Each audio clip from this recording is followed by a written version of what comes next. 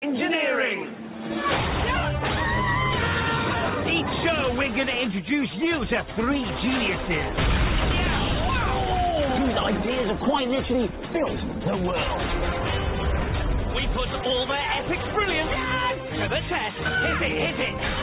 When we tackle our own genius monster build. Don't you dare to want to sing! Going higher. Why is it swinging? Faster! Oh no! All in the name of science. That is a massive piece of construction. What could possibly go wrong?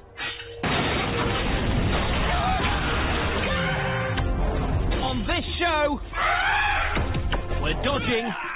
All right, you fighter. Ducking. For the camera. And defending. Help! Because we're under attack. This is absolute genius!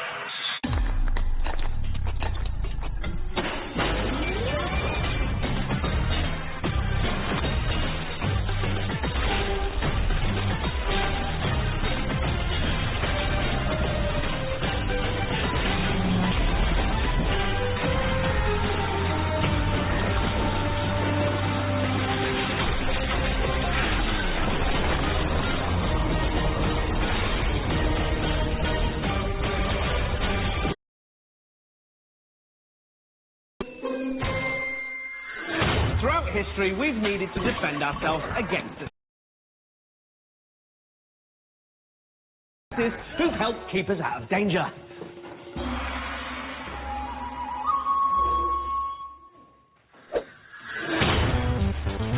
For as long as we've walked the earth, people have found things to fight about.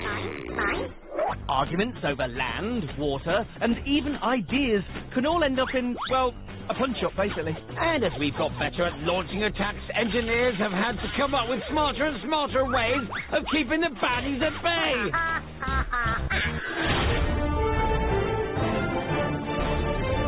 Let's start back in a time when knights were bold and damsels always seemed to be in distress.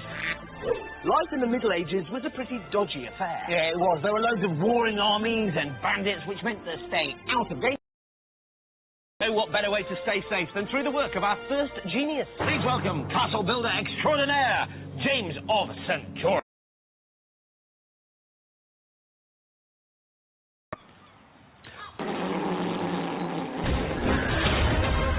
Aaron Roberts is a medieval history castle, and the man who built it isn't worth knowing. Why is this castle so significant to James of St. George? Well, this is his last castle in Wales. He built a number in Wales and a few in Scotland as well, but this is the last one, the greatest in terms of its scale. When the warring armies came along, how difficult would it have been for them to storm this castle? Well, as you can see, we've got two massive curtain walls in front of us, designed to keep people out. This incredible castle is fortified to the max. Anyone who wanted to storm this place would have faced no fewer than 14 separate obstacles. But it's never been put to the test until now. There's only one way to find out whether James of St. George's genius defences were the real deal. It's time for a Dick versus Dom castle conquering challenge. I'm sticking with Erin, who's giving me the inside track on James of St. George's finest creation, while I'm on the attack. Right. That castle is under siege. I have to remember how to pray. What was it about the moats that made it so difficult to cross? So the moat's the first line of defence. As you can see, it's pretty wide. It would have been up to a man's chest. Things down at you, shooting at you. It's going to be pretty difficult to get over. Okay, right, what's the next one? Don't go, I'm about to siege. I'm going to attack you. Oh. If Dom does eventually make it across that moat, he'll come face to face with these huge 12-metre-high stone walls. Right, I'm out on your heels. But not before I've slipped into something a little, well, less comfortable. He's going to be terrified of this ceiling. We're pretty high up. Why is this a good defence? So we're on top of the inner ward. If you remember, there was the moat, then there's the outer ward, but in between the inner and outer ward, we've got this area of grass here. people have been throwing things down at you, firing arrows at you. It wouldn't have been a nice place to be. King Dicky, I'm coming for you! We've got just the thing to dampen the enthusiasm of troublemakers. Water bombs. Close.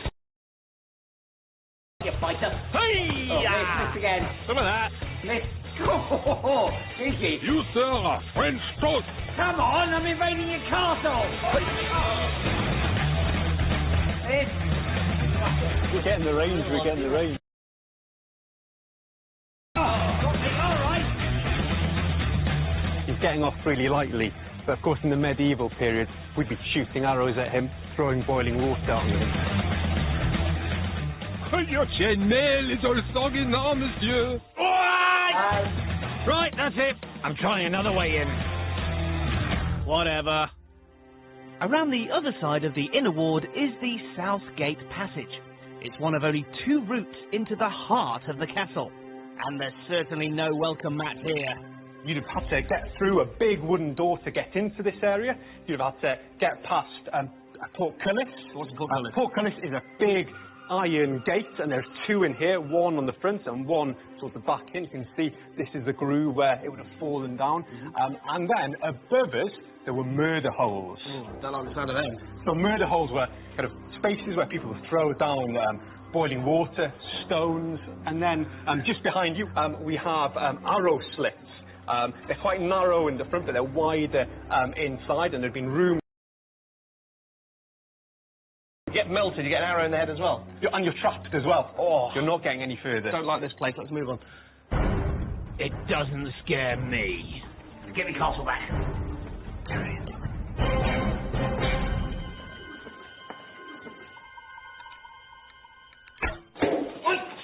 Right, that's it, I admit. It's terrifying. It's a naughty castle and I can't go. Haha, he's legged it. It's victory for engineering. Thank goodness that's all over. Why was it heavy? That was just ridiculous, wasn't it? But anyway, the point has been proved that I could not enter your castle. No, I am the king of the castle. No, no, no, no. C'est moi. I am the king of the castles.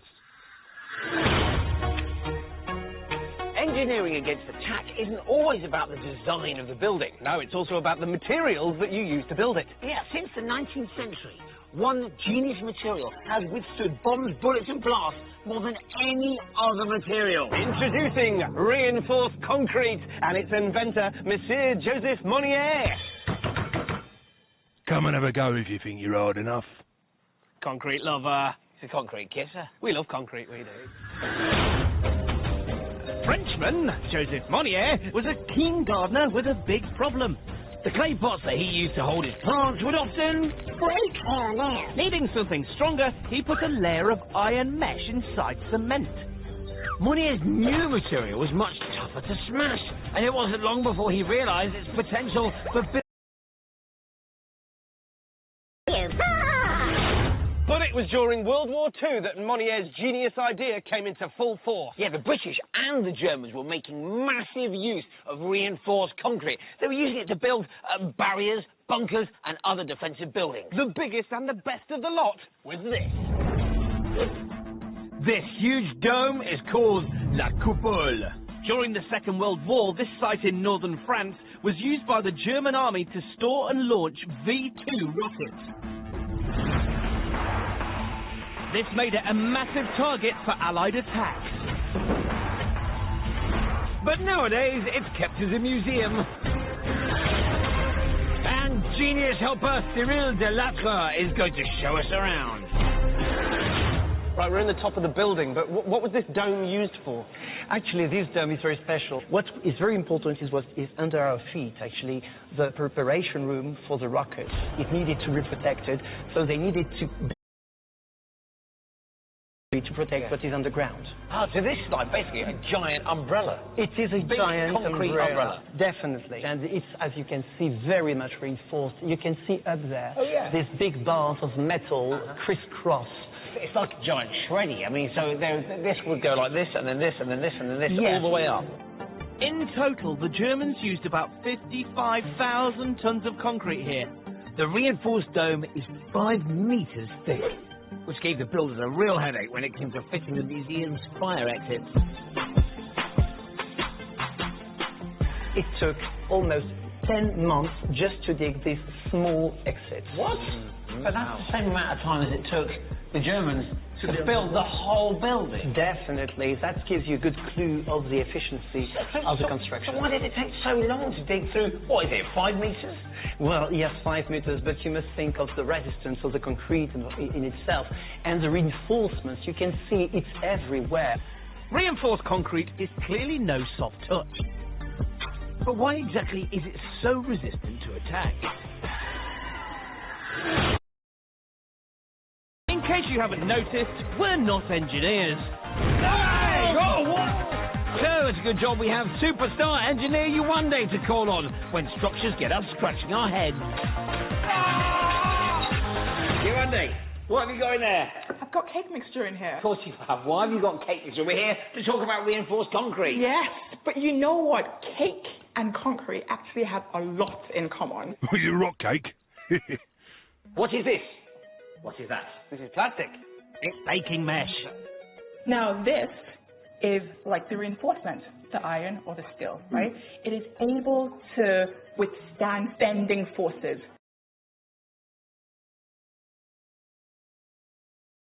Cake mixture is able to actually shatter when hit.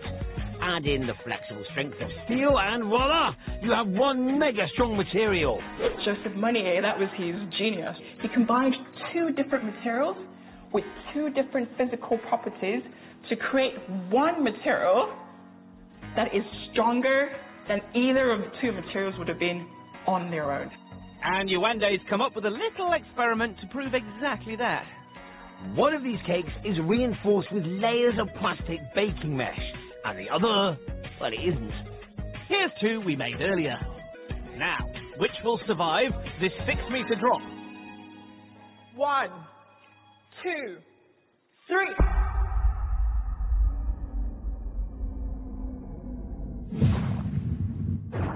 Right, let's have a look.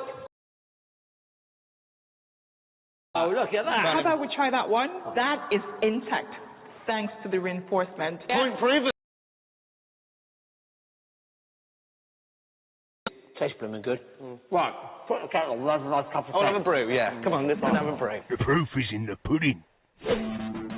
Back on the other side of the English Channel, Cyril has arranged a special treat. A trip to the very top of La Coupelle's reinforced concrete dome. Wow, look at the view. Yes, it is a beautiful view. Although around here, 3,000 tons of bombs fell. Whoa. That was dropped by the Royal Air Force during the Second World War. One of the biggest bombs of the time, a tall boy, 5 tons, just fell 20 yards from here. Yeah. It should have shaped everything else, and the dome resisted because of the reinforcement. Since the end of World War II, Monnier's genius idea has kept everything from the world's tallest buildings to the most famous bridges standing. Joseph Monnier, you are one tough cookie. And of course, an absolute genius. Mwah. Get off. Tastes like concrete. Still to come, we head to the seaside to build, and then attempt to knock down My beautiful wall! a Mahusive castle of our very own. But now, prepare yourselves for a barrage of random geniuses. This is the Great Wall of China, originally believed to stretch to an incredible 13,000 miles. Biggest defensive structure in the world. Meet Big Dog, a prototype rough-terrain robot that walks, runs, climbs, and carries heavy loads. The plan is that one day soldiers will use this robotic hound to carry equipment on the battlefield. Oh, what is?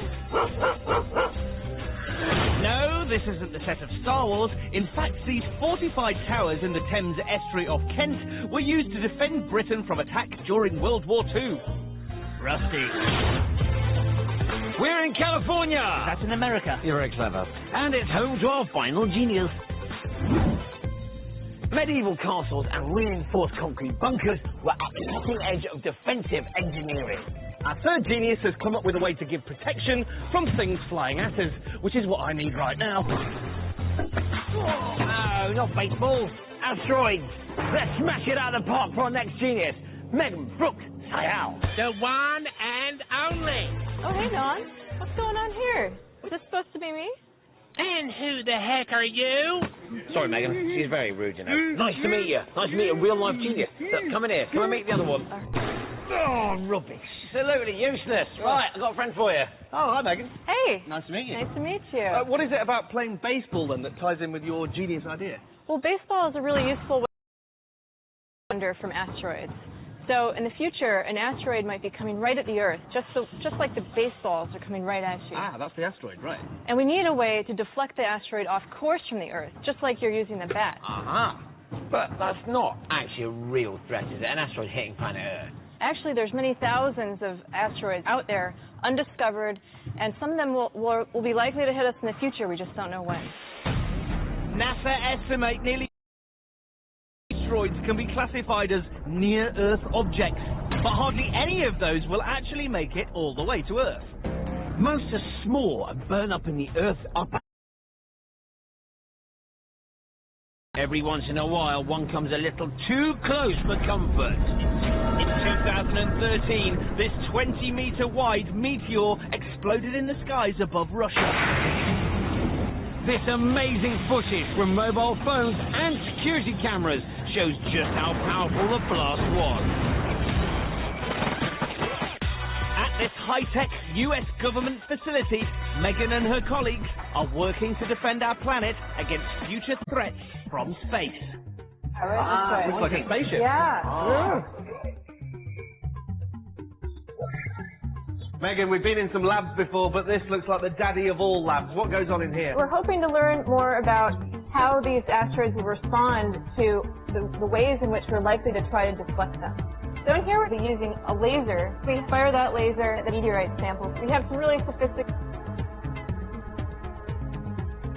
looking in at the target as it's being zapped. We'll watch how that meteorite responds to the laser. So let's say in hundreds of thousands of years' time, a meteorite is coming towards Earth. What would you do? So if an asteroid really were going to threaten the Earth, there's two main techniques we'd use. The first is called a kinetic impactor. It's very straightforward. A spacecraft would just crash into it at high speed. What? Dump all of its momentum into the asteroid. So just be nudged off course with Earth. Plan A. Fire an unmanned rocket and knock the meteor off course. Second option, and we need to use this for somewhat larger asteroids or asteroids where we don't have a lot of warning time. You could use a nuclear explosion that would be deployed some distance from the surface of the asteroid to be hopefully deflected. Plan B, blow up a massive bomb and send the meteor flying. Get out of it. For your genius idea to protect planet Earth from an asteroid attack. Megan Book Sile, you are an absolute genius. You don't look like me. You don't look like me. Oh. Now get out of my lab. From the medieval castle to the very latest in planet-saving technology. We've seen how some truly genius engineering has kept people safe from the threat of attack. Now then, we're going to have a go at building And attempting to demolish our very own castle. Castle. And where better place to build a castle Castle. than here at the seaside?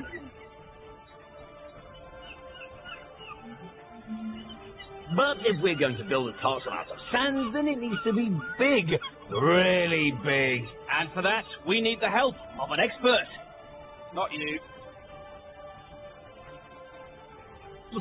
Mark Anderson. He's built everything you can possibly imagine, and all out of sand taken straight from the local beach.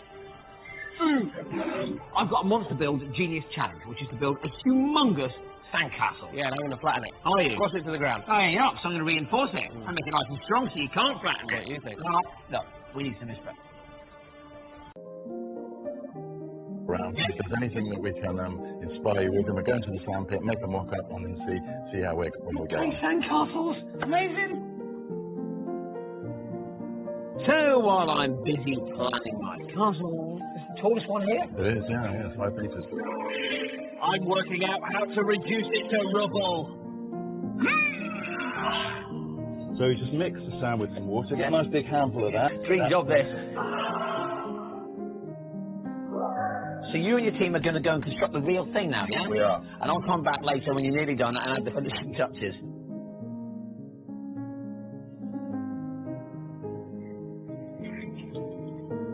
Many hours later, and at our beach building site, Mark and I are almost done. Straight round the front, but round the back, there's some tissue sticking out. What's this? Well, this is one of the ways of reinforcing concrete, so we thought we'd give it a go with the sand. So we've learned all about reinforced concrete. This is reinforced sand, folks, right here. Okay. I don't care how reinforced it's going to be, because I've got watermelons. I reckon it's going to take more than melons to knock this beauty down. James of St. George would be proud. The castle wall is 2 meters tall and almost a meter thick. And safely behind it, my magnificent Trojan pig. In total, this truly monster build weighs more than 20 tons. Dick, you may take my castle, but you'll never take my pig. Here's how it's going to work. Mark and I, well, just Mark really, has lovingly sculpted my Trojan stand pig. It's reinforced with layers of tissue paper and protected from frontal assault by a supersized sand wall, just like castles of old. Vicky has no chance. I wouldn't be so sure. Just wait till you see the awesome selection of weapons I've got to choose from. Let battle commence. Come on, can I get my pig? Anyone for tennis? Speed up.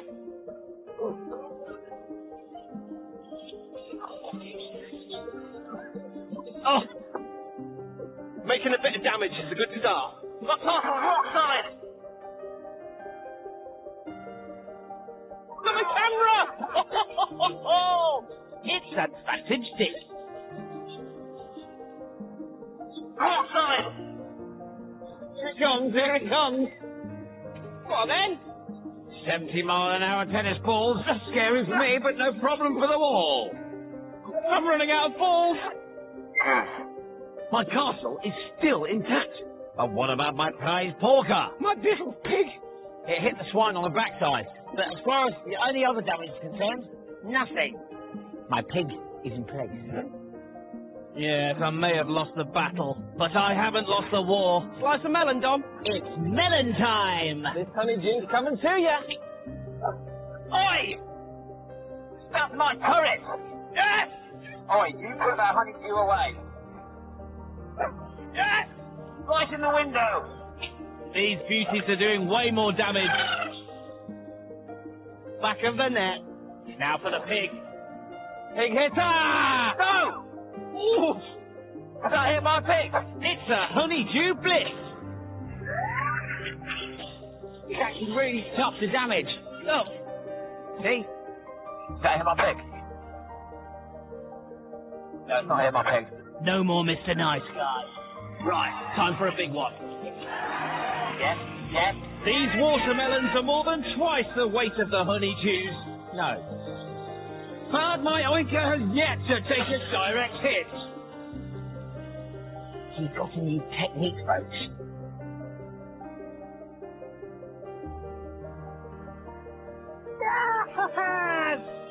I did! At last, I've found my range.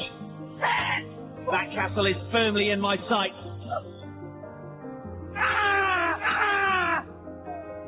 Oh! But alas, my watermelons can't weasel their way through Dom's defences. Time for a change of tack.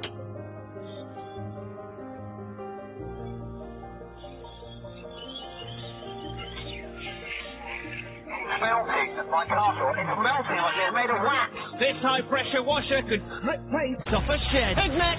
And it's really doing the trick. Award is my first line of defense. I don't care what he does or anything outside. Don't be so cocky. I'm going in.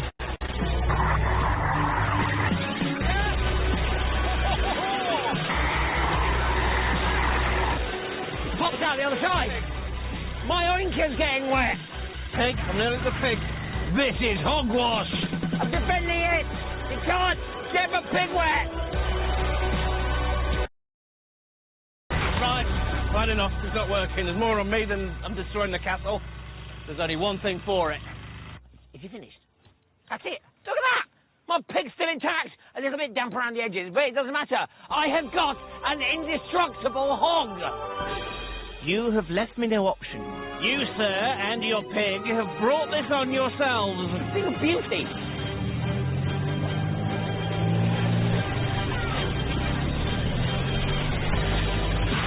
Pig, we're coming to get ya. This is a British Scorpion tank. 8 tons of track fury. You don't need melons. You don't need tennis balls. You just need a tank. It's designed to move across virtually any terrain, sand included. So, here we go! Okay, don't you dare demolish this! What? Whoa!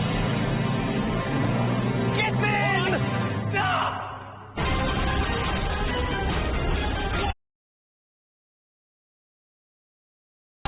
Is that smashed to pieces? That's how you demolish a castle. Ruined! Ruined! Well, that's the castle accounted for. Don't you worry. Everything's fine, you'll be fine. Now your porkers for the chop. Here we go! Come on, pig! Leave our tank alone! Stop the pig! Stop the pig! Good! Don't you dare! Goodbye, pig! Goodbye, pig! Bye, pig! Yeah! You've knocked his head off!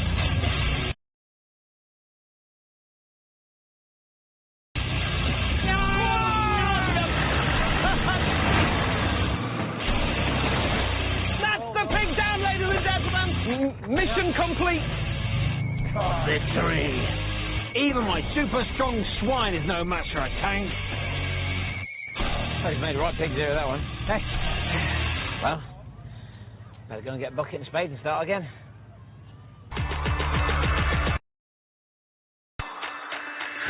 We've seen how some nifty engineering has come up with brilliant defensive ideas. Thanks to these 3 geniuses, we are now relatively safe from the threat of attack. Unless your house is built out of sand and it's being driven over by a tank.